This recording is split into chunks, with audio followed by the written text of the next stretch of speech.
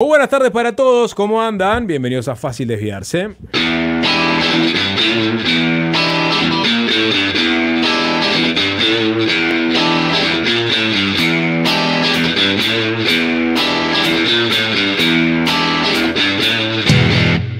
Ni eso respetan.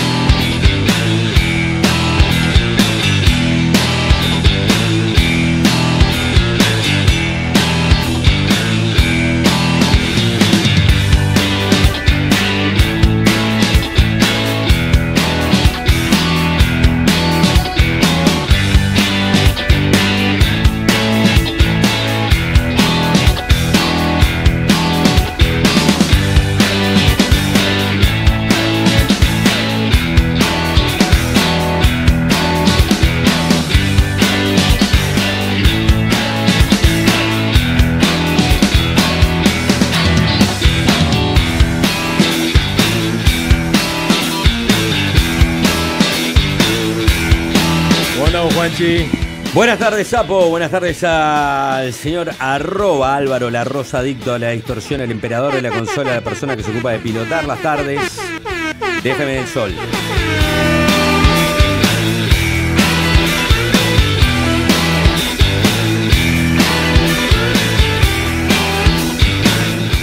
Hola, Nicolás. ¿Qué tal, Sapo? ¿Cómo andamos? Nicolás, ¿cómo estás? Muy bien. Muy bien, ¿qué tal, Jorge? ¿Cómo andamos, Sapo? ¿Qué tal? Muy bien, por suerte.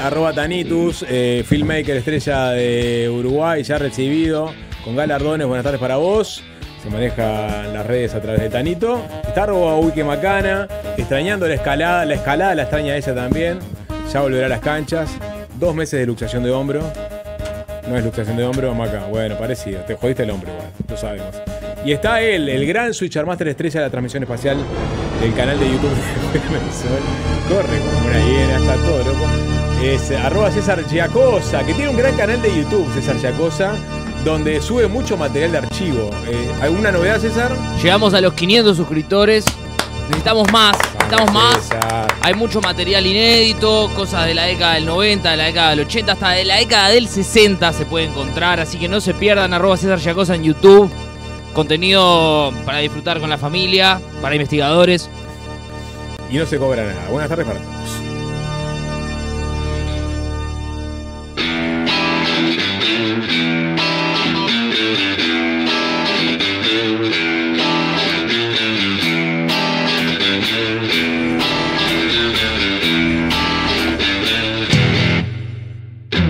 Hoy tenemos programa Rabón porque hay previa de 3-0, una previa especial porque va a ser una previa donde obviamente se va a contar todo lo que pueda suceder con Uruguay-Chile, pero también con los otros partidos de eliminatorias que tienen mucho más interés que Uruguay-Chile, como por ejemplo si Bolivia o Venezuela encuentran una vía para ir al Mundial 2026. Pero va a haber un programa especial de 3-0 con muchas de las personas que trabajan en esta emisora pasando por los micrófonos. Así que nada, después de las 6:30 más o menos arranca La fiesta del fútbol. Es la fiesta del fútbol. Es un si no lo sentís, no lo entendés más si no lo sentís, no lo entendés que nunca. Para los que seguimos a 3-0 hace mucho tiempo, es una gran instancia para compartir con ellos.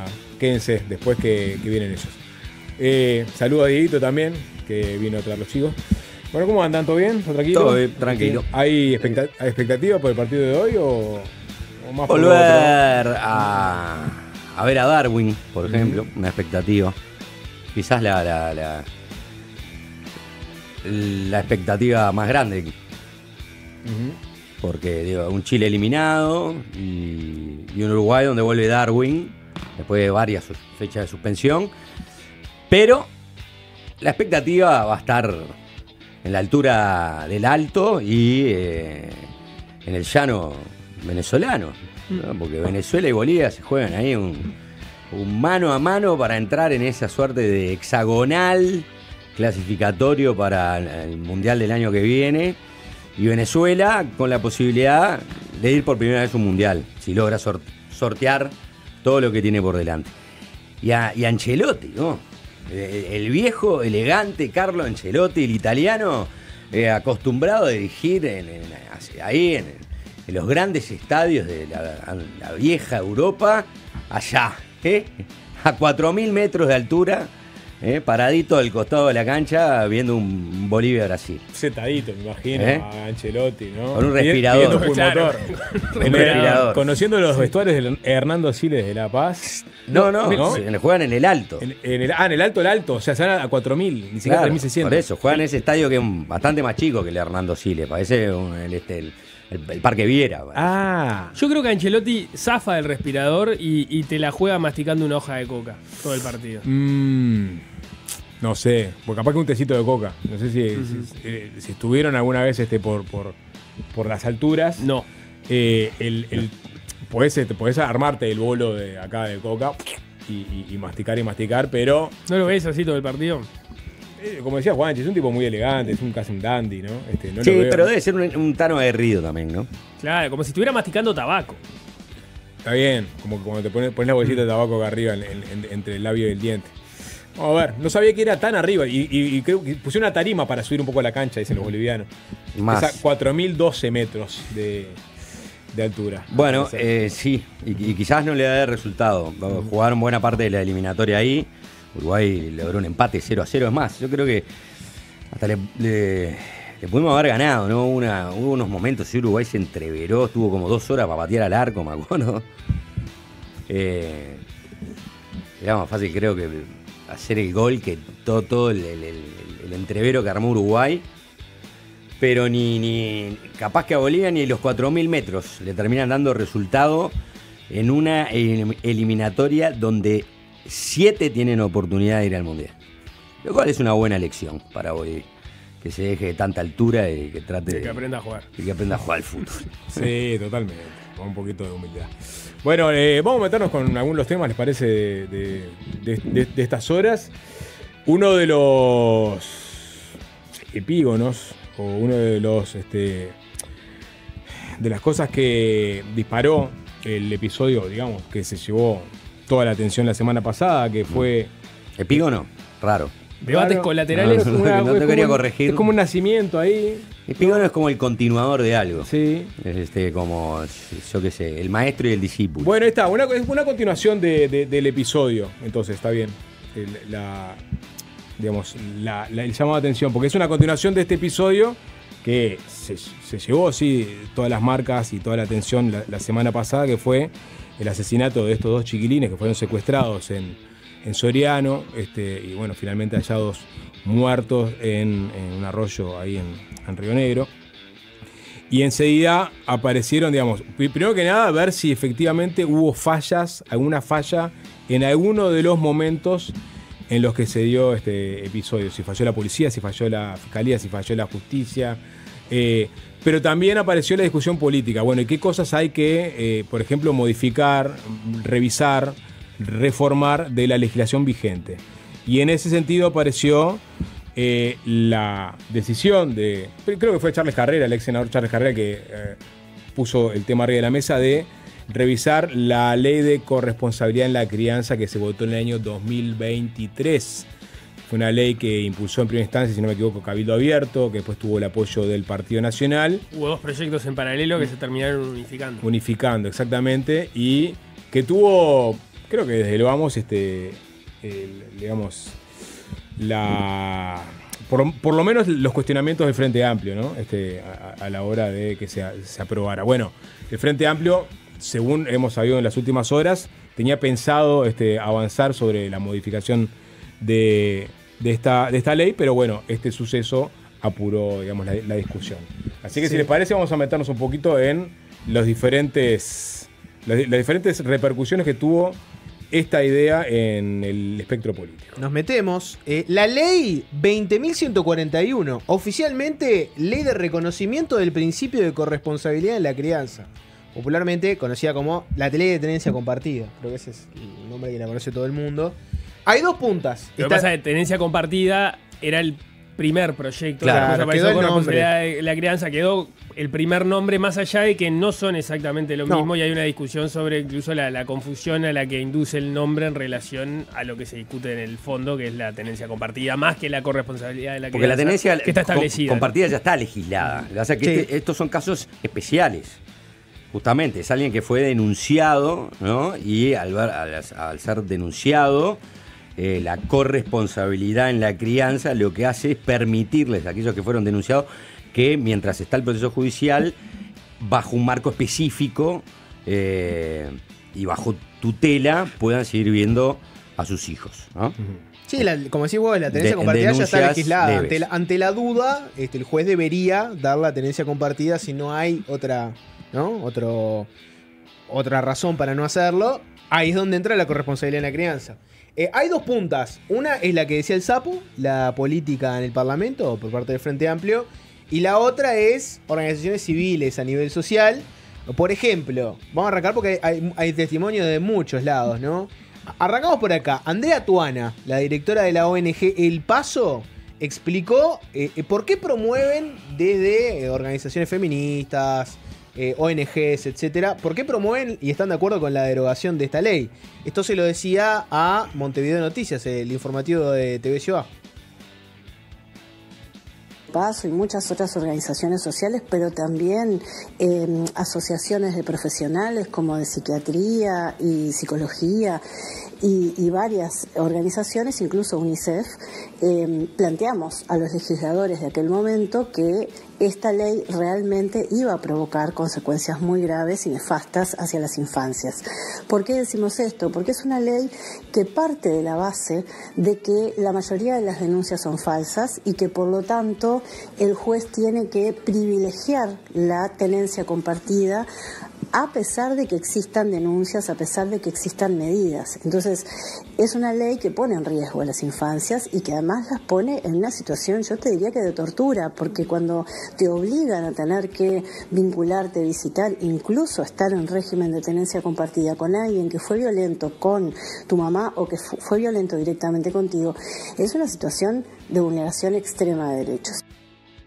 Bueno, lo que dice Tuana es que ellos, cuando se discutió originalmente la ley, estas ONGs, como UNICEF también, fueron y se pronunciaron en contra. Ahora, entonces, apoyan que se derogue, porque si antes estaban en contra, ahora, si se propone derogar, están afines a la derogación. De hecho, fue parte de los temas que planteaban el viernes cuando hicieron la movilización frente a Torre Ejecutiva.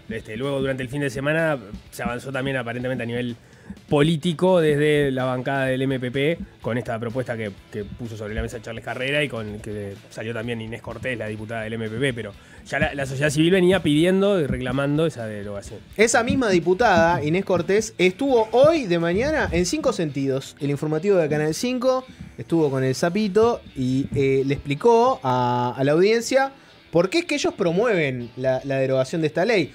O en realidad, ¿cuáles serían exactamente los cambios que quieren hacer? Sí. ¿Por qué la quieren modificar y qué quieren cambiar? Primero, si les parece, vamos a escuchar el señalamiento político que vino de la oposición, hablando de que era oportunismo, ¿no? Primero vamos con esto otro. Perdón, entonces, porque Sí. si es para eso te hago una introducción, porque Dale. lo que contesta Inés Cortés es al artículo 4 de la Ley de Corresponsabilidad en la Crianza, que dice básicamente que tras una denuncia hacia un progenitor, un poco lo que decía Tuana, ¿no? El juzgado de urgencia tiene que asignarle, por un lado, una defensa al menor y si bien puede tomar medidas cautelares, se debe procurar no afectar el régimen de tenencia o visita ya establecido. Es decir, ahí está el nudo de la polémica, ¿no? O sea, tomar medidas cautelares contra la persona y en defensa de la persona agredida, pero siempre procurando el interés superior del niño o adolescente, que es lo que dice el artículo 3º. Y en este caso, bueno, en lo posible no afectes el régimen de tenencia o visita ya establecido. Bueno, ¿piensan modificar esto? ¿Es este el artículo polémico? Esto decía Cortés.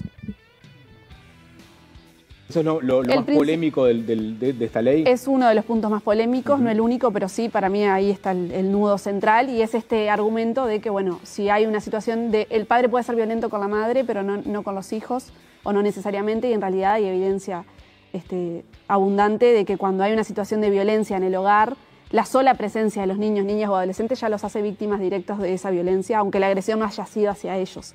Solo el hecho de estar dentro de ese círculo de violencia. Para redondear la parte del artículo 4, que se entiende que es el más polémico, ¿qué modificarían ahí?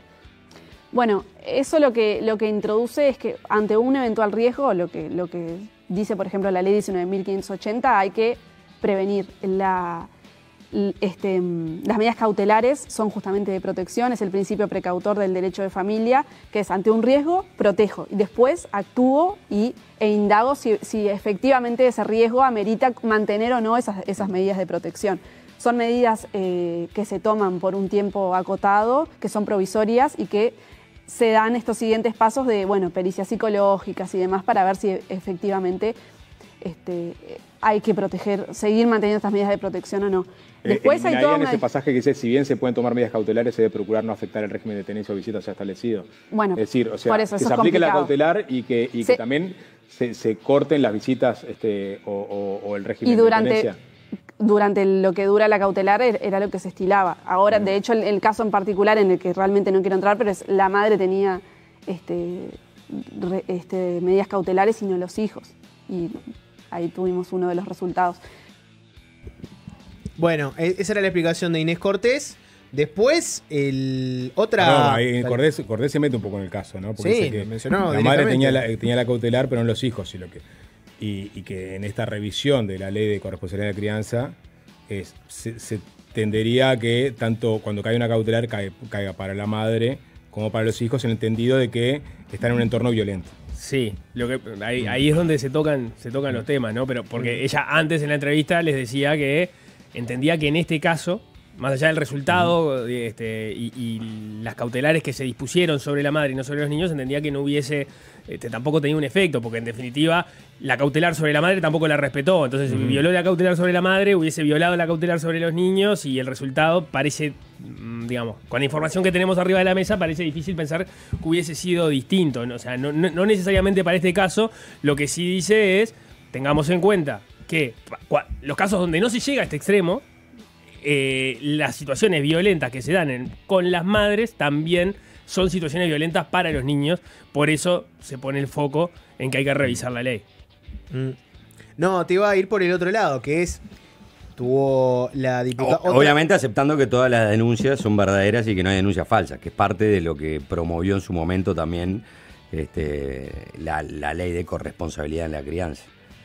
Bueno, en el entendido que había una cantidad importante de denuncias falsas. Pero, entonces, o que no había celeridad de la justicia para sacar la cautelar. Mientras se procesaba eso, no se le impedía a los niños ver a su padre. Pero cuando vos tomás la cautelar para la madre, tampoco sabés si la denuncia es verdadera o no.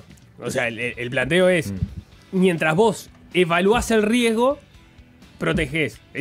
Por lo menos así es la discusión que están planteando desde el Frente Amplio, ¿no? Y que por eso lo quieren derogar. En la medida que vos no tenés evaluado si hay riesgo o no debidamente para la madre y para los niños, la cautelar que corra para todo, porque si hay violencia contra la madre, también hay violencia para esos niños, más allá que la denuncia sea una denuncia de parte de la madre. Esa es la discusión que estuvo de fondo en todo momento, que quienes defienden la ley de tenencia compartida entienden que no necesariamente, hay una denuncia de la madre, que se establezca la cautelar sobre la madre, que no se interrumpa el contacto con los niños. Es la otra postura.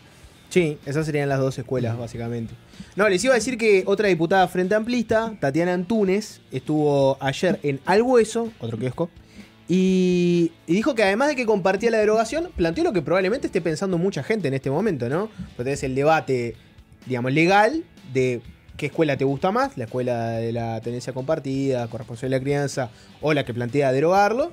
Pero después tenés una cuestión política que es muy evidente, ¿no? El Frente Amplio en diputados no tiene mayoría.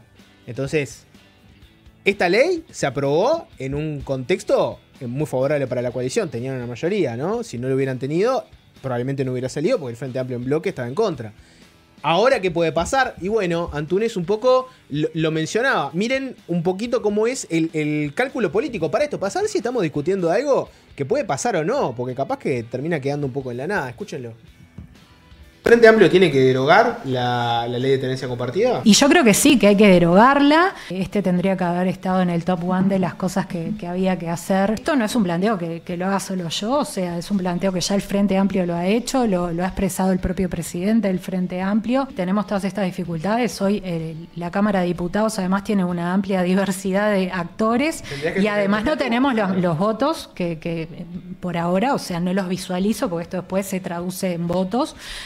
sería de la necesidad de hacer un gran ejercicio republicano. Claro, tendría que conseguir algún voto por fuera del Frente Amplio, que podría ser de Cabildo Abierto. Cabildo Abierto difícil, pues fue uno de los que impulsó esta propuesta. Identidad soberana, dificilísimo. Tomando en cuenta que su prédica es en contra de la ideología de género, etcétera. Tendrías que buscar un voto, supongo, en el Partido Nacional y el Partido Colorado. Y bueno, y yo pienso que es posible, creo que tenemos que tener una apertura al diálogo y más en esta coyuntura que debe dar lugar a esta discusión.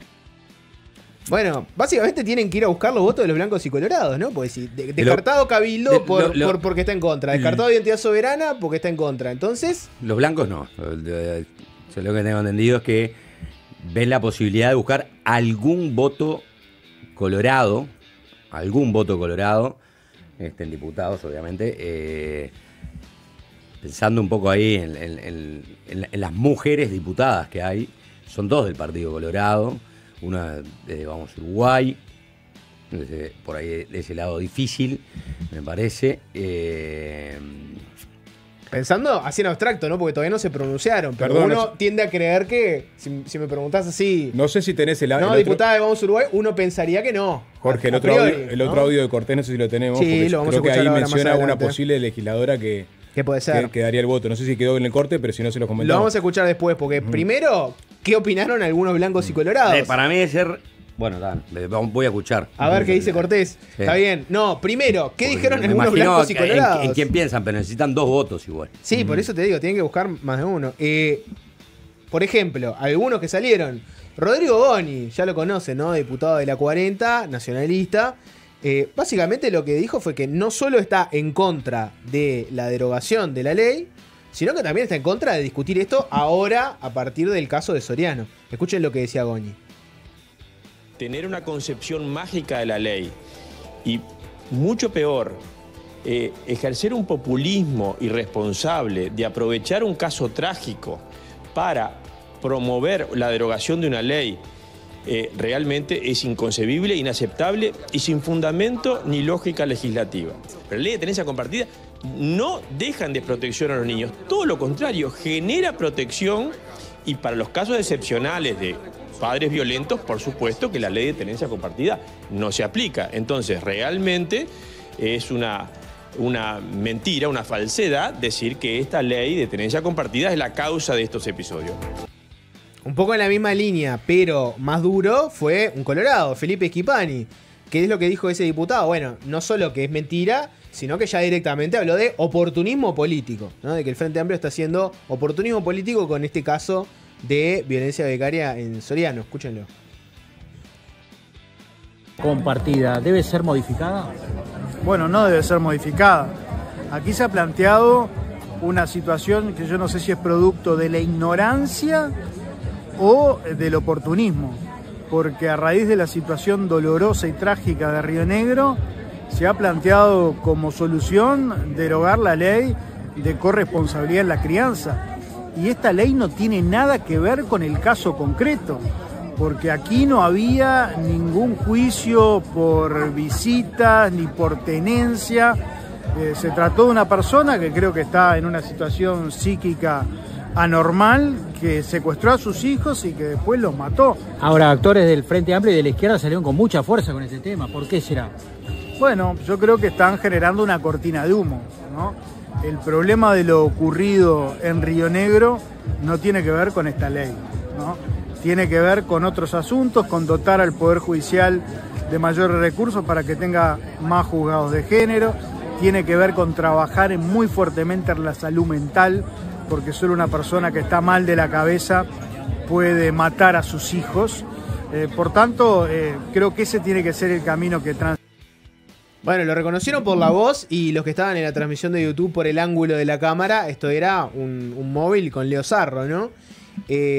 No, te quería que escucharas esto, Sapo, primero, para que se entienda un poco por dónde va la respuesta de Cortés más adelante, porque vos le preguntaste en 5 sentidos ¿Qué respondía a esta acusación que es grave, ¿no? Que te digan que sos un oportunista político, que agarrás un caso aberrante de muerte de niños para hacer política partidaria. Sí, sobre todo esto era para que se entendiera la pregunta Cortés, ¿no? Está bien, ¿no? Ella responde a las críticas sobre el oportunismo y acto seguido hace mención a que integra la Comisión de Género y ahí aparecen algunos posibles nombres para acordar.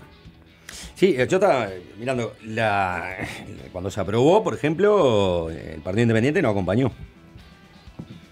Bueno, ahí tenés Sotelo, un diputado. Un diputado del Partido Independiente. Era Posada. Claro, en su momento Iván Posada no acompañó el proyecto a nivel general. Yo creo que si mirás el salió con perfil los votos de Sotelo... Cabildo y con los votos de colorados y blancos, con algunas excepciones también que no acompañaron, por ejemplo, algunos artículos, sobre todo el artículo, el inciso del artículo 4, que fue el más debatido, ¿no?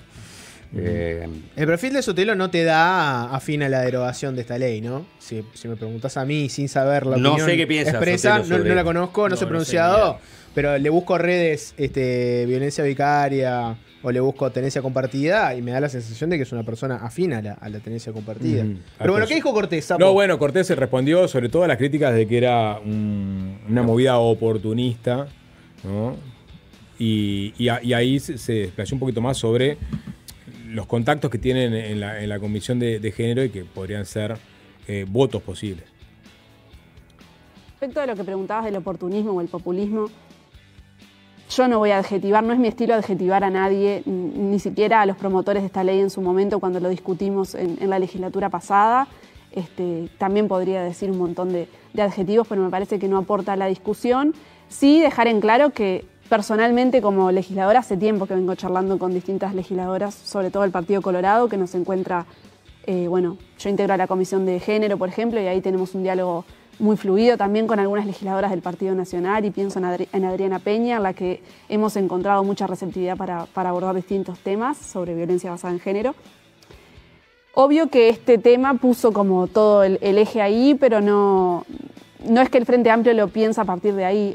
A veces los tiempos de la política y del sistema político son mucho más lentos de los que deberían ser o de las necesidades de la gente, y ahí creo que nos cabe una autocrítica, pero a mí no me gustaría que quede pegado a esta situación que me parece terrible, dramática, que además el Estado falló en muchísimas etapas antes, durante y después del secuestro. Entonces yo ahí quiero como dejar bien en claro que no puedo asegurar que la no existencia de esta ley hubiese cambiado la situación. Perdón, pero... Bien, ahí está lo que decías, Nico, más temprano. Sí. Lo pega a la situación de todas maneras. Sí. Y ¿Cómo? por el timing... Lo pega a la situación. Ya el timing quedó pegado, ¿no? Sotelo, hace un par de días, utilizar, esto lo puso en sus redes sociales Gerardo Sotelo, diputado del Partido Independiente, utilizar una tragedia familiar de repercusión nacional para changas ideológicas fuera de contexto adecuado, paréntesis, violencia de género, salud mental, actuación estatal inapropiada, etcétera, es una conducta intelectualmente inaceptable y éticamente repudiable. No tiene pinta de que está para derogarla. No. Bueno, no se pronuncia sobre el fondo del asunto, sí sobre la oportunidad de plantear esta discusión. No, lo que decía Adriana... como changa ideológica de derogar esto, ¿no? Sí. Una persona que define algo como una changa ideológica. No, Adriana Peña era la mencionada por Inés Cortés como una persona con la que entiende que tiene sensibilidad compartida. Hay que ver de todas formas si hay paño para conseguir votos por fuera de la pecera del Frente Amplio. Lo que pasa que, obviamente, el impacto de la situación y pegarlo a la discusión política, hay un sentido de oportunidad. El oportunismo tiene una connotación peyorativa, pero sin duda están pegadas a la situación. Lo que pasa que entiendo que en el razonamiento del Frente Amplio y de los movimientos feministas, las situaciones sí están pegadas, no porque la ley lo hubiese evitado, sino porque el episodio demuestra que los niños están en riesgo cuando los padres son violentos con las madres. Y acá vos tuviste un caso patente donde había una cautelar que no era una cautelar, ¿no? Porque que te digan que no te puedes acercar 50 metros, digamos, como tiene un efecto que es muy, muy débil y a la vista está que no funcionó. Pero vos tenías una cautelar sobre la madre, no había cautelar sobre los niños, y el daño lo terminaron recibiendo los niños. Esa es la línea de razonamiento que hacen. Sí, pero esa línea de razonamiento no tiene nada que ver con la ley de corresponsabilidad en la crianza. Es decir, hubiera tenido una cautelar de 1000 metros y hubieran tenido que cautelar los niños, hubiera planificado exactamente lo mismo y nadie lo hubiera detenido. Eso ya quedó dicho, lo dije al principio. O sea, en este caso, si hubiese sido una cautelar sobre los niños, en la medida que está violando las cautelares y no se está logrando ser efectivo en que se cumplan, hubiese pasado lo mismo. Por eso la búsqueda de soluciones de protección deberían pasar por otro lado, entonces, más que enfocarse en esta ley que apenas, no creo que llegue a los 2 años. El razonamiento correlacionado con esto, el razonamiento relacionado con esto es, hay casos donde se están disponiendo cautelares para las madres y se están manteniendo los niños en riesgo, entiende el Frente Amplio. Y este caso, en todo caso, demuestra que pueden darse situaciones así. Claro, son dos visiones bien claras y contrapuestas. Unos entienden que el fin superior tiene que ser que se continúe con la tenencia compartida porque los niños se merecen convivir con padre y madre, y otros entienden que no, porque si hay un hecho de violencia entre digamos, progenitores, eso de alguna forma derrama en los niños, y por eso es mejor aplicar la cautelar para el agredido y también para su entorno. Esas son las dos ideas contrapuestas. O sea, entiendo que hay un punto anterior y es, ante la incapacidad de la justicia de resolver rápido, ¿no? Una indagación sobre si hay riesgo o no hay riesgo, bueno, ante esa dificultad, ¿qué es lo que haces? ¿Cautelas o preservás el vínculo con el padre en el caso que es el denunciado? Digamos. Ahí está el dilema que nace de, en todo caso, la falla o la debilidad de la justicia para actuar rápido sobre el asunto y poder hacer las pericias de forma Acá la rápida. cautelar no impidió que sucediera la tragedia. No, por eso creo que todos tratan de despegar, si bien lo dejan sobrevolar, todos tratan de despegar este caso, y por eso está el sentido de la oportunidad. Hubo oportunismo a la hora de plantear su modificación. El tema está sobre la mesa ahora en opinión pública por este caso. Sí, claro. Pero eso es lo que pero se es que siempre, entonces hay que vincular qué es lo que pasa con este caso. Pero es que el tema siempre con el tema de la corresponsabilidad de la crianza. Porque el tema siempre estuvo en la mesa por casos particulares. Hubo hombres que salieron por todos los medios a decir, a mí me pusieron una denuncia falsa y no sé qué. Y este es un caso particular también. Bien, la ley pero es bueno reconocerlo. En tu caso lo reconoces o hay otros que dicen que no es por el caso. Para mí, evidentemente, el caso generó una conmoción en la gente que llevó a pensar todo esto, ¿no? Como hubo un lobby de gente que salió y dijo, no, a mí me pasó esto, y cuentan historias de denuncias falsas, etcétera, que hizo un lobby para que saliera esta ley. Para mí está claro que acá se está haciendo lo mismo, pero del otro lado, ¿no? A partir de un caso particular se sale y se dice, mirá, acá tenés un ejemplo de cuando los hombres son violentos, efectivamente pueden ser violentos con los hijos. El tema son los fundamentos. Si hay personas que a través de denuncias falsas dejaron de ver a los hijos, y es eso lo que están tratando, ¿no?, de corregir a través de una ley, está bien. Ahora, este caso en particular, existía una medida cautelar sobre la madre. La madre estaba con los hijos. Claro, de 50 metros, que era un basador de la bandera. Sí, y si hubiera sido a 500 seguramente metros, iba igual. Hubiera pasado lo mismo. Porque los criminales tienden a romper la ley. Si igual le haces una ley, te la rompen. Vos, no, por eso la dejás de hacer. No, yo estoy hablando de hacer o no la ley. Estoy diciendo qué temas tenés que buscar para tratar de evitar que pase lo que pasó en este caso. Después, si querés, discutís el tema de la corresponsabilidad en la crianza y si está bueno que exista una ley así o no. Y en este caso parece que si hubiera cambiado todo lo de la corresponsabilidad, igual hubiera, a mí me parece, nadie puede hacer futurología, ¿no? A mí me parece que hubiera pasado un poco lo mismo, ¿no? Me da la sensación a mí, También hay un tema de que hablamos de un caso que tampoco lo conocemos demasiado, ¿no? Eso está bueno en un momento plantearlo porque, no sé, por ejemplo, hablamos de la medida cautelar que parece un saludo a la bandera porque son 50. Ninguno sabe qué elementos tenía la jueza que tomó esa decisión, por qué, si era una prueba débil, firme. Entonces, es hablar un poco en el aire, ¿no? Claro que claramente esta discusión está pegada al caso de la semana pasada, o sea, por más que se diga que no, pero también está claro que el Frente Amplio tenía postura contraria a la ley de corresponsabilidad de crianza y entiende que esta es la oportunidad para acelerar esa discusión y controvertir dos visiones que claramente son contrapuestas y que todos tienen sus argumentos a favor y en contra. Que en la legislatura pasada, obviamente, tenía mayoría la oposición la que ahora esa oposición que le impulsó, y ahora también tiene mayoría en la Cámara de Diputados, y el Frente Amplio quiere ver si hay espacio, hay espacio para modificarlo o no.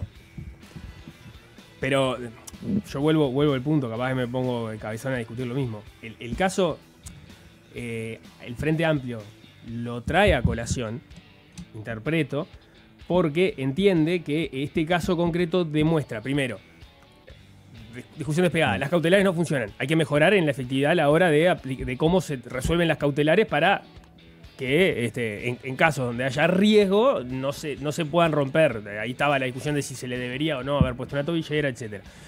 Superado la discusión sobre la efectividad de las cautelares, ojo, que se están poniendo en general cautelares sobre solo las madres, cuando hay situaciones donde también los niños requerirían esas cautelares y los riesgos están también para los niños, porque el simple hecho de estar en un hogar violento o haber presenciado las situaciones de violencia hacia las madres los pone en una situación de riesgo. Ese es el razonamiento por el cual esto se relaciona el episodio concreto que no se hubiese evitado con el diagnóstico que hace el Frente Amplio para plantear la ley. Está bien lo que decís. Que es como decir, como pasó esto, podría pasar otra cosa parecida. Sería algo así. No, la denuncia que plantean, en base, por ejemplo, a lo que dicen las organizaciones, pero eso es parte de la discusión política. Por el otro lado tenés los otros argumentos de hay denuncias falsas, hay padres que están siendo desvinculados de sus hijos sin que hayan hecho nada. Hay una parte que entiende que eso está pasando en una cantidad estadísticamente suficiente para que se tomen a cartas en el asunto. Lo que dicen por el otro lado las organizaciones feministas es, lo que está pasando es que hay niños que están siendo revinculados con los padres aun cuando están inmersos en situaciones de violencia, y eso es lo que está generando la ley. En líneas generales todos coinciden en que la situación ideal sería que el Poder Judicial actúe de una forma más eficiente a la hora de poder determinar si hay riesgo o no hay riesgo, y entonces que eventualmente las cautelares que se tengan que determinar para proteger a los niños sean no impliquen la desvinculación definitiva de los niños o perderse parte de la infancia mientras se termina de dirimir la situación. Claro, ahí está el medio del asunto, ¿no? Si la ley actualmente le pide al juez que garantice el interés superior de los niños de poder estar con sus progenitores y que se apliquen las cautelares, pero que se procure que en todo momento se siga con el régimen de tenencia. O sea, siempre poner como horizonte, según la ley, que padre y madre puedan seguir viendo a sus hijos, por más que haya una denuncia de por medio. Si vos modificás esta ley, ahí tendrías la posibilidad de cautelar no solamente a la persona agredida, sino al entorno. O sea, eso es lo que están buscando del Frente Amplio. Básicamente, más protección. Y lo que te dicen del otro lado es, pero yo necesito un régimen garantista de que hay la medida cautelar en realidad está bien que se le aplique a la persona que se sienta agredida, pero yo estoy pleno en mis facultades para seguir viendo a mis hijos, y eso entienden muchos que hoy día no se da. Ahí está la discusión, y ahí por eso hay que usan, ya de vuelta, que usan denuncias que son falsas porque eso es lo que realmente está del otro lado de quienes defienden, por ejemplo, la corresponsabilidad en la crianza. Pero no solamente la denuncia falsa, porque está la denuncia falsa, pero también hubo un problema entre padre y madre, donde se interpone una denuncia.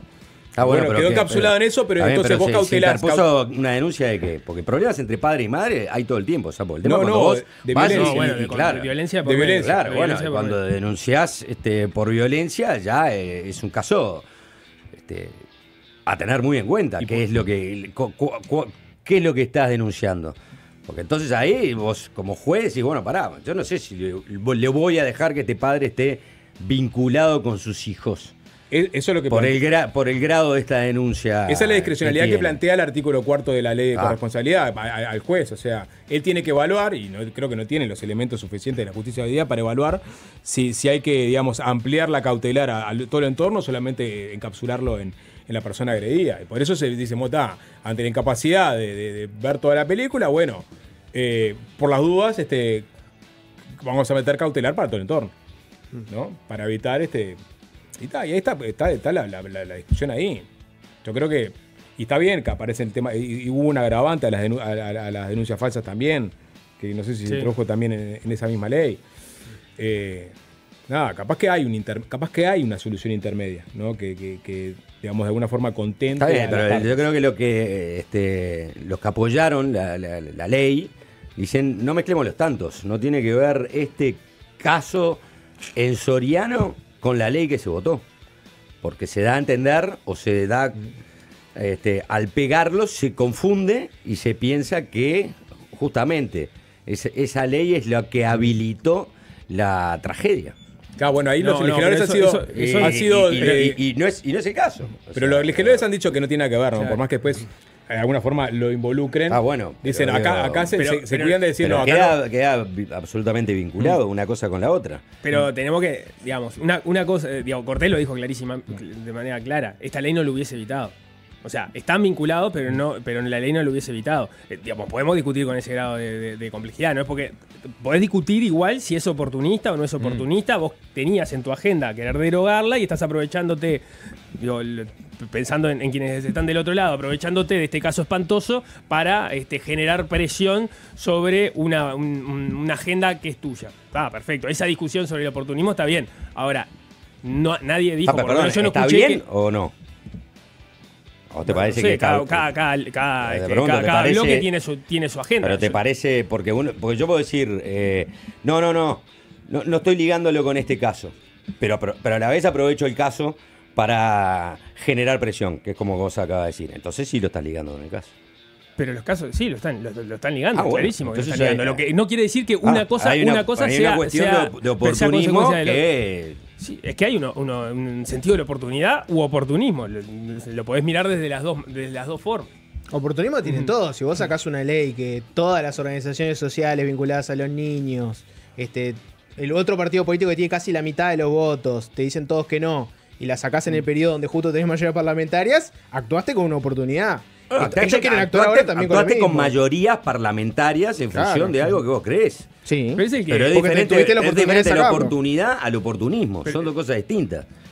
El oportunismo es que sucede un hecho trágico y vos ponés algo sobre la mesa que no necesariamente está vinculado con el hecho trágico ni hubiera cambiado nada de ese hecho trágico. Pero son dos cosas distintas. Entonces eso sí es oportunismo. Está vinculado, no hubiese cambiado nada. Eso es lo que digo. Miremos los temas con la complejidad que tienen. Están vinculados. En la agenda que tienen las organizaciones feministas y el Frente Amplio en este asunto, están vinculados, no hubiese cambiado nada. O sea, las dos cosas son verdad. Tema complejo, hay que hacer un peinado de todos los legisladores blancos y colorados, especialmente con Adriana Peña, y ver a ver si hay alguno que esté afín a esto o discutimos sobre la nada un poco este tema, ¿no? Entiendo que siempre está interesante discutirlo, pero hay que ver si puede cambiarse algo o no. Averigüémoslo. Pero antes, una tanda y música. ¿Que a quién le toca el arranque de hoy? Juni. Yo voy cantando. ¿Qué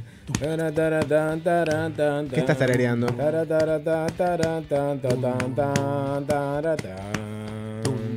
No me suena. Ya había pasado.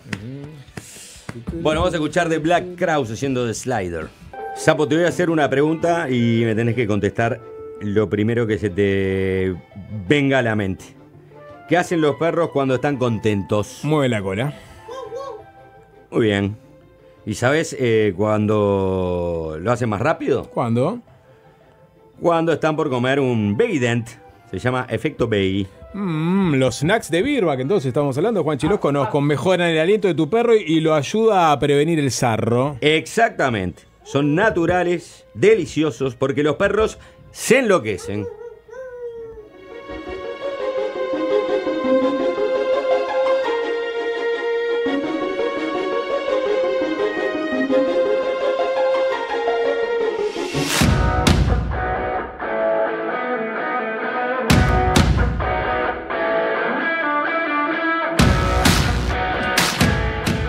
Vamos a hablar en la entrevista central con Jonás Bergstein, que es abogado, que nos va a acompañar acá para hablar sobre el antisemitismo en tiempos de guerra. Lo que arrojó un estudio sobre antisemitismo en Internet, es el informe anual de 2024, es lo que se esperaba, era que a partir del conflicto ya sostenido en la franja de Gaza, también en las redes sociales ha aumentado el antisemitismo producto de, ¿no?, las posiciones que tienen contrarias a lo que está haciendo Israel en ese territorio. Vamos a meternos en ese tema. Leyes sobre el discurso de odio, Sapo. Leyes sobre el discurso de odio. ¿Qué podés decir? ¿Qué no podés decir? ¿Qué es un crimen incitando al odio? ¿Qué no? Sí, por ejemplo, señala este informe que apareció como sinónimo antisemita de judío el término sionista, ¿no? Que ha sido como el más utilizado en los últimos tiempos de forma peyorativa. Para ellos, ser antisionista es como ser antisemita. Bueno, vamos a hablar sobre pregunta cantada. Sí. Pregunta Para cantada. ellos, ¿quiénes son? Los que hicieron el informe. Bueno, en el contexto en el que se incrusta ese término. ¿Qué pensaste? ¿Que me iba a pisar de palito? Jamás. Los que hicieron el informe.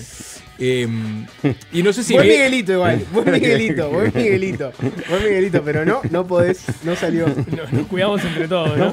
No, hay alguien que no nos cuida entre todos. Alguien que está con los Miguelitos.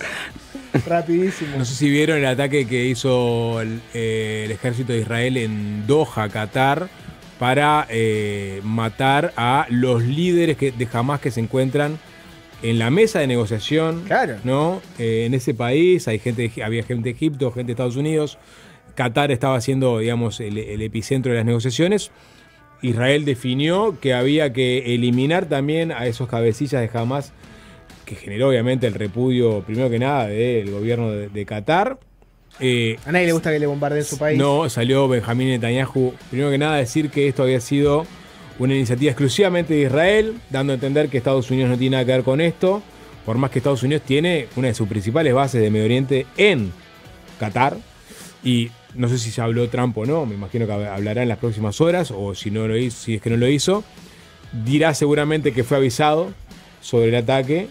Vamos a ver cómo lo dibujan, pero que no tuvieron nada que ver con el ataque, que es un poco lo que dijo Netanyahu. Avanza el plan sobre Ciudad de Gaza. Y en paralelo lo que hizo Israel, Netanyahu y el ejército en su conjunto, es un ultimátum a la población de la ciudad de Gaza, que es cerca de 1 millón de personas que viven ahí, para que se desplacen inmediatamente a una zona al sur de la ciudad donde hay un campamento de refugiados con ayuda humanitaria, porque la incursión para la toma final de Gaza está por comenzar. Lo ubican a Arturo Pérez Reverte, ¿no? Sí, claro que sí. Sí, claro. El capitán a la triste. Exacto. Entre otros.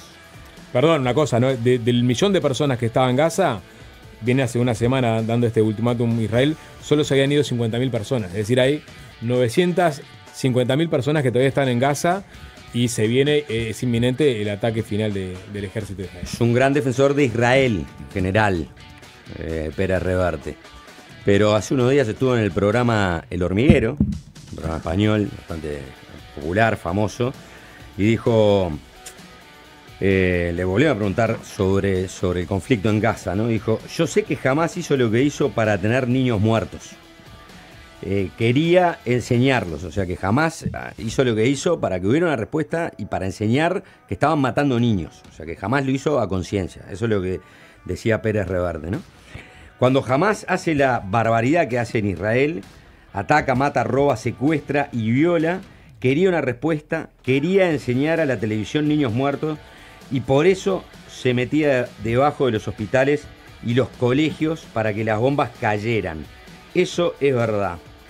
Sin embargo, ¿no? La respuesta de Israel ha llegado a extremos tan bárbaros. Yo siempre me negué a aceptar la palabra asesinato en las guerras. Decía que en las guerras no hay asesinatos. Se combate, hay daños colaterales, gente que muere y sufre, porque la guerra origina eso. Pero esto sí es asesinato. Ahora ya Israel es un Estado que está asesinando a una población. Y yo, que he sido pro-israelí en el sentido democrático de la palabra y que lo conozco bien, ahora estoy horrorizado de que Netanyahu esté convirtiendo el Israel que yo respetaba en un Estado asesino. Y eso es así y debo decirlo, y mañana serán los hebreos los que se enfaden y digan Reverte antisemita. Me da igual. Como yo he defendido a Israel en esta mesa, puedo decir ahora que ya no son mis hijos de puta. Eso fue lo que dijo fuerte Reverte en el hormiguero. Sí. Una persona que siempre estuvo del lado de Israel Por en eso. todo esto, ¿no? Sí, Pasa que España está en un momento hasta que llegó un límite, ¿no? picante, fuerte, Para él. ¿no? Viste que España anunció embargo de armas, prohibición de atracar barcos que lleven material a la Franja de Gaza y además prohibición de entrada a los que participen activamente del genocidio. Yo no entiendo mucho qué significa eso. Supongo que, por ejemplo, un soldado israelí que haya estado desplegado en Gaza no podría viajar a España, por lo que yo entendí. O sea, España está en un momento de tensión máxima con Israel. Bien, bueno. Una ventana al mundo, sapo, cortita. Ventana al mundo, tenemos el pique, no, ya es muy tarde. Vamos a hacer la tanda y venimos con la entrevista a Jonás Bernstein. En un contexto internacional complejo, especialmente a partir de la guerra en Gaza, hemos visto cómo se reactivan en distintas partes del mundo y también en nuestro país expresiones de antisemitismo y delitos de odio, sobre todo a través de las redes sociales. ¿Cómo se manifiestan estos discursos? ¿Qué herramientas legales existen en Uruguay para prevenirlos y sancionarlos? ¿Y hasta dónde llega la libertad de expresión cuando se cruza con el odio? De todo esto y más vamos a conversar con Jonás Bernstein, que es abogado, es una voz reconocida en el análisis del antisemitismo y los discursos de odio en Uruguay, y se define como un activo defensor de la causa judía en el país. Es hijo de Nahum Bernstein, quien fue subsecretario del Ministerio de Educación y Cultura en la década del 80, senador, gran promotor de la legislación antidiscriminatoria en Uruguay, que el año pasado justo cumplió 20 años. Jonás, bienvenido, ¿qué tal? Encantado. Gracias por arrimarte. Una pregunta biográfica antes de arrancar. ¿Tu nombre, Jonás, surge por un episodio puntual del año 63? Surge, sí. ¿Puedes contarlo, por favor? Bueno, me remonto exactamente al 11 de julio del año 63. Mis padres viajaban a Buenos Aires, no sé si era un jueves o un viernes, van al aeropuerto, esos días en que el aeropuerto está nublado y no ves absolutamente nada en el aeropuerto y fuera del aeropuerto cerrado. El amigo que lo lleva, Oscar Olesker, les dice: ¿por qué no vamos al puerto? Y van por el puerto, bárbaro. En aquella época el vapor de la Carrera salía, no sé si llegaron a tomarlo, quizás ustedes son un poco menores que yo, pero yo sí lo llegué a tomar, y salías más o menos a las 9 de la noche y llegabas a Buenos Aires más o menos a las 6 de la mañana. Llegan al puerto y el barco estaba ya completamente sobrevendido por toda la gente que venía del aeropuerto. Además era un barco que transportaba, según se decía, muchos contrabandistas.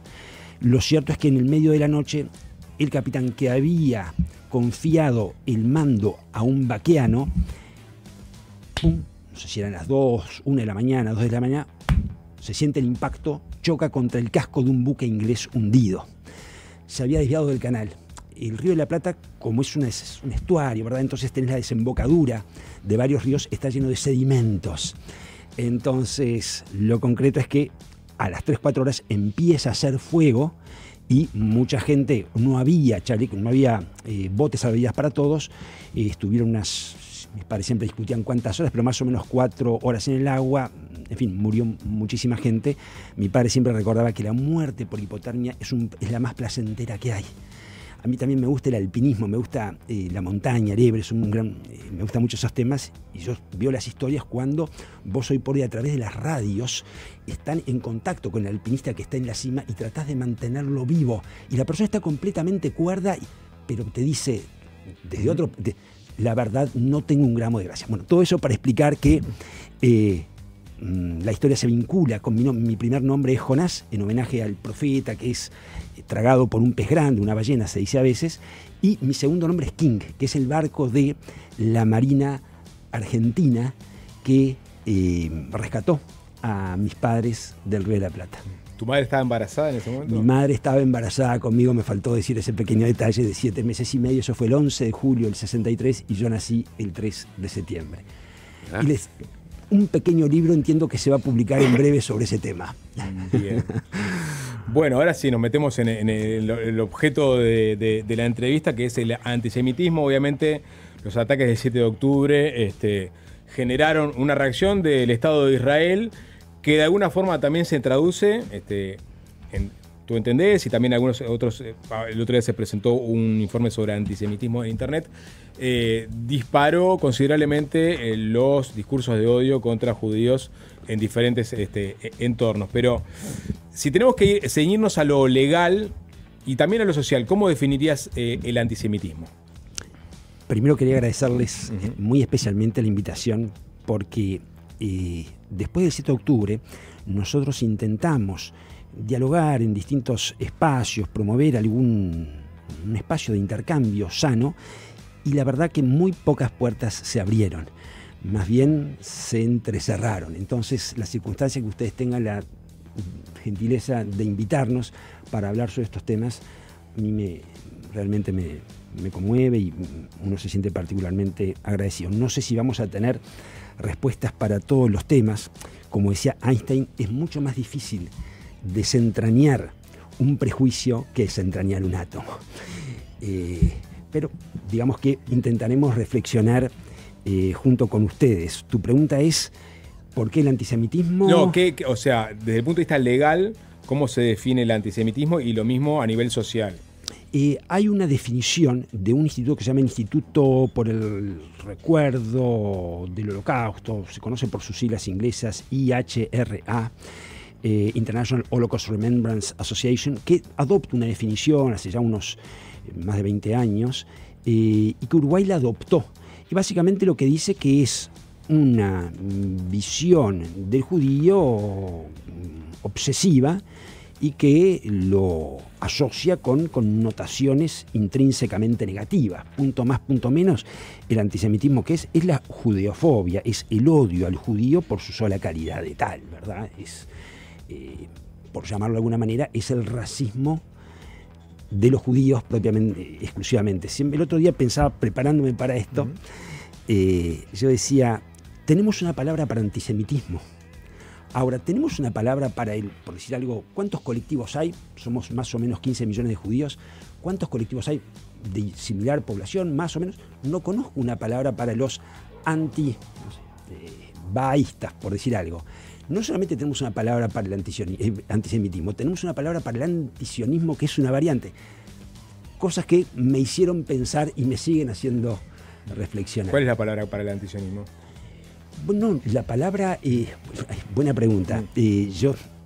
Porque a veces se usa el término sionista de forma despectiva. Se usa en forma despectiva y bueno, ahí yo creo que lamentablemente hay acá una cuestión de opinión pública. Esto es opinión puramente personal. Yo creo que desde hace muchos años, desde el mundo árabe, desde Irán, de alguna forma hubo, no sé si una decisión concertada, pero lo más parecido a eso, a tratar de alguna manera denigrar todo lo que tiene que ver con Israel y con el judaísmo.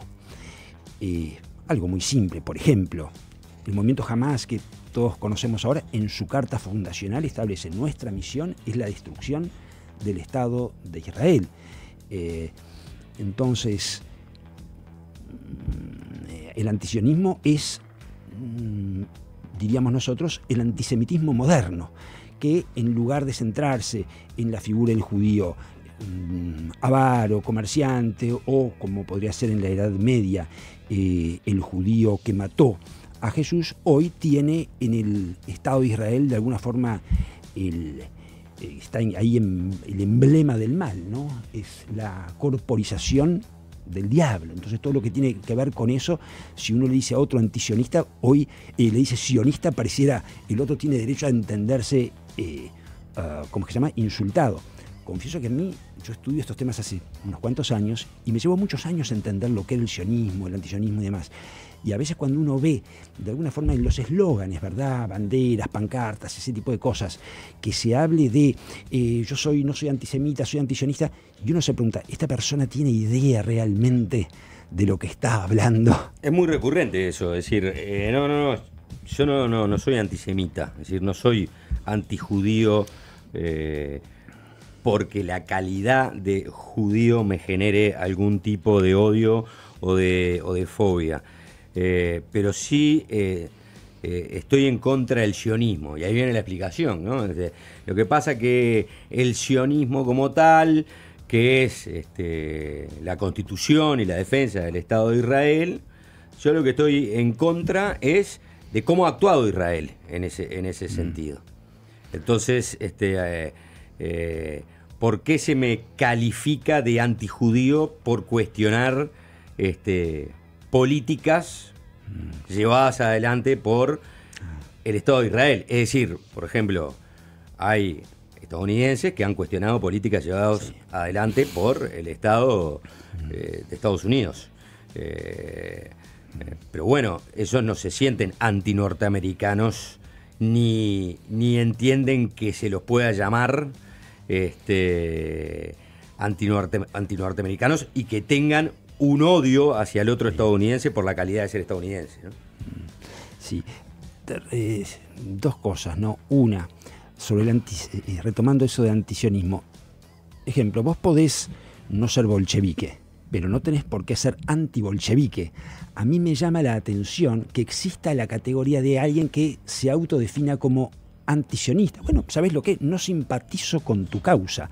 Ahora, de ahí a ser un anti, yo nunca haría alarde de mi condición de ser, por lo menos no haría alarde, y si fuera anti algo, me lo guardaría para adentro, no sería antinacional, antipeñal, por decir algo. Está lleno de anticomunistas igual, ¿no? Bueno, una cosa es, bueno, tampoco los aplaudo, o sea, me digo, parece que... no digo que existe la calidad de anti para muchas cosas. Ese es uno de los temas, uno de los grandes problemas del mundo moderno, que es la polarización, ¿verdad? Una cosa que quiero aclarar, yo vengo aquí de alguna manera a reflexionar junto con ustedes. ¿Qué quiero decir con esto? Que no tengo respuestas para todas las preguntas, no tengo respuestas fáciles, siempre digo que los grandes problemas no tienen grandes soluciones y uno también tiene sus dilemas éticos. Entonces, nosotros acá no vamos a defender lo que nos parezca indefendible y al mismo tiempo justo decir que uno no se quiere plegar a ciertos coros de críticas a Israel que le parecen a veces que están un poco sesgados en exceso, por decirlo de alguna manera. O sea, yo puedo entender que vos no simpatices con el Estado de Israel, bárbaro. Ahora, salir a la calle a voz en cuello a criticar, a estar así completamente enfervorizado, me cuesta. Les pongo un ejemplo, ¿no? Estábamos hace un tiempo con la familia en el sur de Suiza, Lugano, uno de los lugares más bacanes del mundo, uno de los niveles de vida más así, súper cheto, por decirlo en criollo, ¿no? De la nada sale una mujer con 5 o 6 chiquilinas gritando a voz en cuello con unos carteles, genocidio, Palestina, Hamas, Israel. Todo el mundo se miró, nosotros. Yo estaba con mis hijas y le dije a mi, déjame que quiero hablar con las señoras. Por supuesto que si algo aprendés, si vos algo no querés hacer, pedir a tu esposa que enseguida te va a decir que no. Pero obviamente me dijeron que no, pero yo en general soy muy partidario de hablar. Lo que hemos perdido es la capacidad de diálogo. Entonces yo puedo, por eso les decía que les agradecía especialmente y muy especialmente la posibilidad de poder conversar con ustedes. Yo no me voy, si tú me dices, mira, estoy en desacuerdo con ciertas políticas, por ahí dirá del gobierno, del gabinete actual del Estado de Israel, por decirlo de alguna manera, yo no me voy a enojar contigo. Pero es más, yo voy a tener algunas, pero quizás no las ventile, pero... Jonás, ¿te arrimaste a hablar con ellos? ¿O no? ¿Con esas personas no? No porque la familia me dice, no, pero ¿qué me van a hacer? ¿Me van a pegarle? Porque ahí puedes... Hay muchos temas para tocar, ¿no? Pero lo del anti que manejaba Juanchi, ¿no? También tenías el antiimperialismo que sigue estando presente, sobre todo en las bases programáticas de la izquierda. Y algunos entienden que hay una extensión del antiimperialismo al antisionismo, que es una continuación, digamos, lo que entienden algunos como un estado de expansión permanente de Israel en su territorio, es con el visto bueno de Estados Unidos. Entonces, como soy de izquierda y soy antiimperialista, también por extensión puedo ser antisionista. ¿Hay algo de eso? Y creo que sí. Por alguna razón que uno no tiene 100% clara, hay una suerte de alineamiento político partidario en esto de Israel. Hoy pareciera que vos, para defender la causa de Israel, tenés que hacer lo que actualmente se considera derecha. Entonces, he visto muy pocas ocasiones que voces reconocidas de la izquierda, una palabra de expresión de solidaridad con Israel, con los judíos, no digo que no hayan existido. Digo simplemente que en lo personal no las vi. Entonces yo me pregunto por qué. Tengo algunas hipótesis, si quieren compartimos. Cosas que uno ha leído, ¿verdad?, a través de los años. Hay quienes dicen que después de la caída del muro de Berlín, la izquierda moderna se quedó con pocas causas. De alguna forma, el Che Guevara ya pasó hace muchos años, la Cuba de Fidel, no lo sé, y entonces, de alguna forma, uno siente lo que un comentarista, un especialista en islamismo, llama la madre de todas las causas. Entonces vos decís la causa palestina y yo te diría automáticamente, tengo esa tendencia a asociarlo con el Che Guevara. Es algo que pasó a ser un mito. Quizás mucha gente no sabe lo que es. Empiezo por acá que yo soy pro-palestino. Quiero definirme expresamente en esa calidad. Si quieren después profundizamos cómo es posible que alguien sea pro-israelí y pro-palestino. Bueno, eso es la raíz. Y bueno, hay un fallo de la ONU, ¿no?, que creó los dos estados. Sí, fue la comisión de partición, como Israel era en aquel momento la tierra de Palestina, era mandato británico, ser una colonia británica. En determinado momento la puja entre árabes y judíos no se puede resolver. Inglaterra ya venía castigada de Inglaterra con la crisis de su imperio, el tema de la India y demás, y entonces vamos a someter el tema a Naciones Unidas. Naciones Unidas conforma una comisión investigadora, eran poco más de 10 personas, entre las cuales curiosamente había 3 uruguayos. Y siempre mi padre decía que nunca Uruguay jugó a nivel internacional un papel tan decisivo como en aquellos años. Rodríguez Fabregat, Oscar Secuellauri, y Rodríguez Fabregat había traído a un ingeniero cartógrafo, el ingeniero Sigmundo, no recuerdo, Sixto era el apellido, no recuerdo el primer nombre. Lo cierto es que en Naciones Unidas, Rodríguez Fabregat siempre se comentaba que se había encontrado en la clandestinidad con Menachem Begin, que era el jefe de la guerrilla judía, y Naciones Unidas recomienda la partición, una parte para los judíos, una parte para los árabes, Jerusalén internacional. Los judíos salieron a bailar, mis padres salieron a festejar acá en la Plaza Independencia, está relatado en varios libros, y empezó la guerra. Y los árabes. Pero te fuiste de la causa palestina asociada de una forma a la izquierda, para redondear el concepto. Sí, ¿por qué yo no veo acá? Y también, ¿qué pasa? Uno advierte que a veces, entre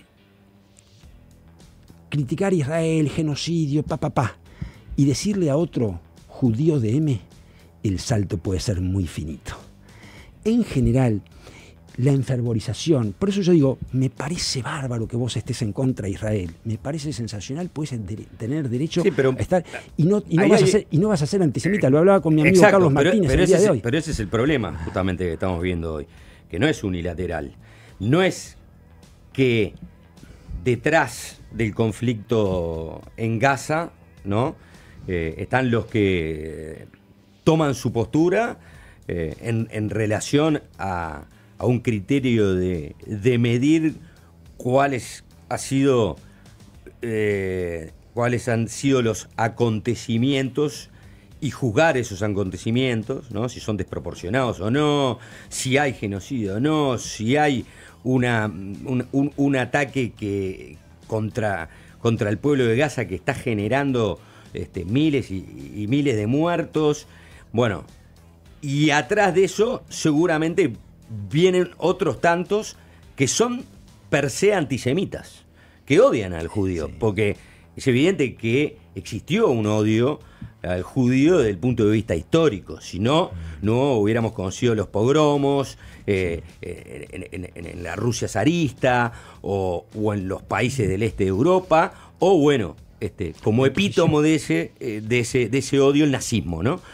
Pero a la vez se usa de manera indiscriminada para aquel que condene los hechos de Israel el calificativo de antisemita. Sí, no comparto. ¿No? Comparto contigo tu afirmación. Sí. No comparto que uno automáticamente tenga que calificar. Podés criticar al Estado de Israel, al gobierno, lo que vos quieras. En verdad, tendría sentido criticar las acciones, ¿verdad? Porque vos no estás en contra de Uruguay, estás en contra de determinadas acciones que puede haber, ¿me explico? Sí. Pero eso creo que es un error. Creo que a los judíos, a la causa judía, a la causa de Israel, nos juega en contra. y que habría que tratar de evitarlo. ¿Qué pasa? A veces vos te decís, bueno, fulano de tal, ¿por qué el único tema de conversación que tiene es este? ¿Me entendés? En el mundo actual hay tantas y tantas guerras. Se calcula que hay más de... ¿Por qué el hombre solo se concentra en esta? En Ucrania con Rusia, solo los rusos han muerto más de 1 millón de personas. Por más que murieron muchos. En Sudán. La crisis humanitaria actual, la ayuda humanitaria, leía, hay 305 millones de personas. Pero nosotros, bueno, ese es otro tema que no quiero, pero yo comparto que eso no puedo automáticamente. Leí una nota de Carmen Posadas en la última galería que de alguna forma trae ese mismo pensamiento. Yo creo que hay de todo en la viña del Señor. Algunos quizás efectivamente sean antisemitas. Lo que vos sí ves es que hay un coro muy fuerte contra Israel, y yo, aun cuando pudiera estar de acuerdo con muchas de las críticas, no quisiera sumarme a ese coro. Jonás, pero te hago la siguiente pregunta, ¿no? En este contexto de guerra, que buena parte de la comunidad internacional condena el accionar del Estado de Israel y lo que está haciendo en este momento en Gaza. Y cada vez hay más voces críticas de Israel.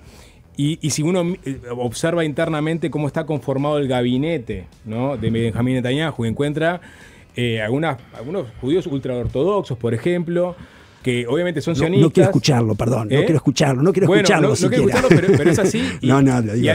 A lo que voy es, de alguna forma no es esperable que empiecen a aparecer efectivamente voces antisemitas en el sentido de críticos de los judíos religiosos y los más extremos, producto de estas incursiones que está haciendo el Estado de Israel, que tiene a un primer ministro que armó este gabinete y que se recuesta sobre el ala más radical del judaísmo. ¿No es esperable que esté el judaísmo en una etapa de juzgamiento por lo que está haciendo Netanyahu?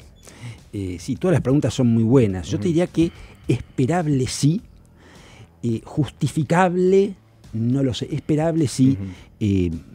Como te digo, hay muchas cosas que realmente uno no concibe un Israel no democrático. Para mí Israel, el Estado judío, debe ser por definición democrático. Si no lo fuera, yo creo que ya no me sentiría más identificado. ¿Por qué te digo esto? Porque hay en el gabinete actual del Estado del gobierno de Israel personas que yo creo humildemente que no son democráticas. ¿Me entendés? Entonces, y bueno, ¿qué pasa? Netanyahu, por eso yo decía que yo me siento en cierto dilema ético, comparto con ustedes mis cuitas. ¿En qué sentido? No me quiero sumar, pero reconozco que realmente, yo creo que a esta altura, los rehenes que están ahí van a ser, no sé, creo 700 días, poco más de 700 días, dudo que más agresión, más ataques militares nos los traigan de vuelta. Entonces se justifica continuar esto y bueno, hay consideraciones políticas, tiene un juicio de por medio. Para decirlo de la manera más suave posible, digamos que quien les habla quizás tiene otros puntos de referencia como dirigentes políticos que lo que pudiera ser. Ustedes me entenderán. Está claro, yo lo que a la luz del discurso sobre el aumento del antisemitismo, ¿no? Sí, que es esperable, pero es condenable. Pero no justificable. El odio nunca te va a llevar a nada, lo decía Mujica. Una de las últimas cosas que él dijo, que siempre, señores, el odio no conlleva nada, el odio solo te genera odio y destrucción. Fíjate, por ejemplo, qué pasó en la Alemania nazi, la España de la Inquisición.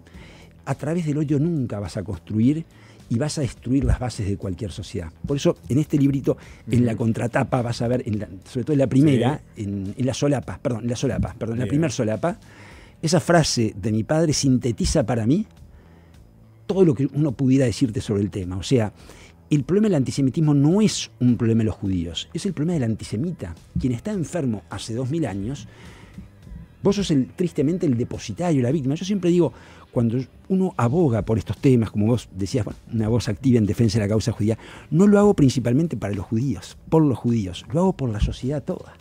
Los judíos, yo siempre digo, mira, sobrevivimos 2000 años, sobrevivimos mal que bien al holocausto, disminuidos en uno, Y bueno, es improbable que los judíos vayan a desaparecer. Ahora, que la sociedad se deteriore, lo que se llama el termómetro democrático, que es el antisemitismo es un índice de cómo está la salud mental de una sociedad. ¿Por qué? Porque cuando nos empezamos a odiar, esto como decía el Che, ¿se acuerdan? En el Paraninfo, vos tirás la primera bala, sabés cuando tiraste la primera, pero nunca sabés.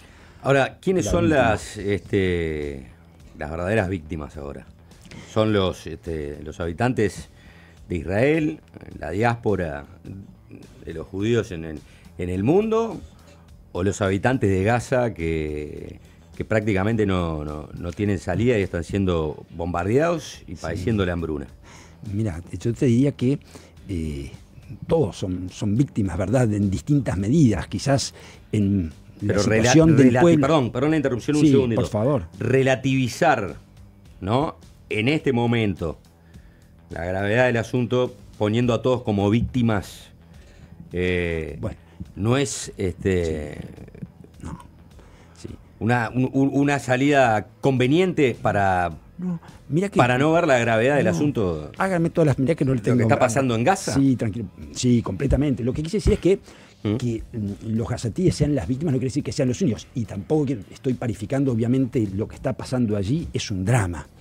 Entonces, como decía Hemingway, ¿no? Cuando la muerte de todo hombre me disminuye porque soy integrante de la humanidad, por eso no preguntes por quién doblan las campanas. Entonces, sea gazatí, palestino, judío, nos duele a todos, sobre todo cuando lo ves en carne y hueso y lo aterrizás en una persona.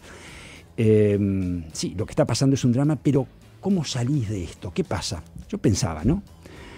Viene alguien a ti y te ataca. El 7 de octubre no fue un ataque terrorista, sino más.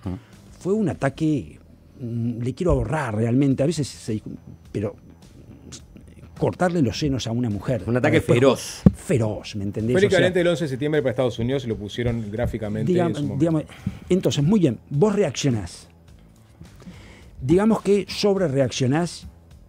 Muy bien, a pesar de que en una guerra es difícil medir exactamente cuál es la proporcionalidad, pero digamos que te excediste. Ahora, ¿cómo no te vas a exceder si el otro lo primero que hace es guardar a todos los niños debajo de las escuelas, los hospitales y las mezquitas?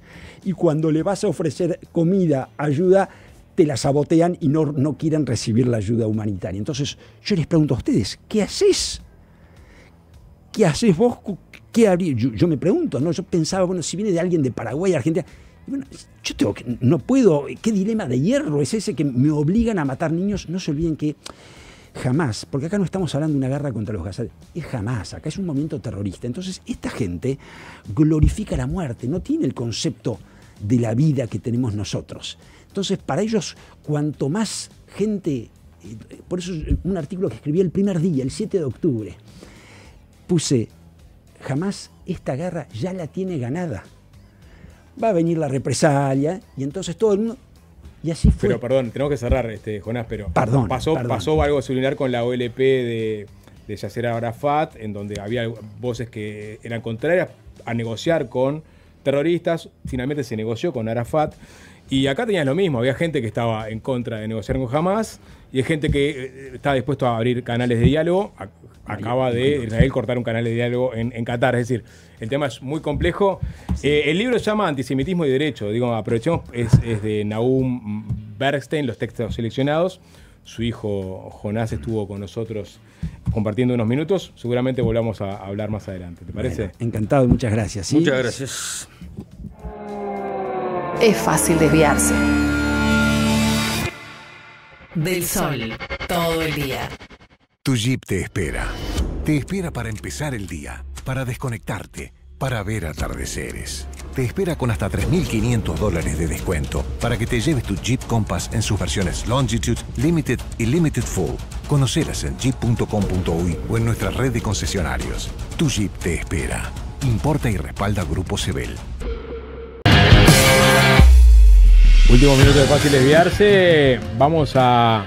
Últimos minutos porque hay programa corto y porque se viene la previa de 3-0 con un programa especial con un desfile de estrellas y estrellados de esta emisora hasta que llegue el momento de la transmisión de ¿Qué pasa? ¿Cómo se viene a salir? Bueno, sí, Juanchi va a estar hablando, Nico también, Sí. Jorge. Vamos a andar todos en la vuelta. Sí, sí. Voy a participar con un tema histórico. Sí, sí, sí. Es una pequeña participación, ¿no? Obviamente dentro de un contexto de un programa deportivo y de celebración, porque buena parte de ese equipo también va a viajar el año que viene al Mundial. Y bueno, y va a transmitir desde Estados Unidos o México o Canadá. Esperemos. ¿Cómo esperemos? No, yo estoy creo que verdad. Vamos a ver, todavía falta. Falta mucho. Claro. Falta una... Todavía puedo tener ancapuntos. Bueno, dicho esto, ¿no? Vamos a ir con un temita, ¿les parece?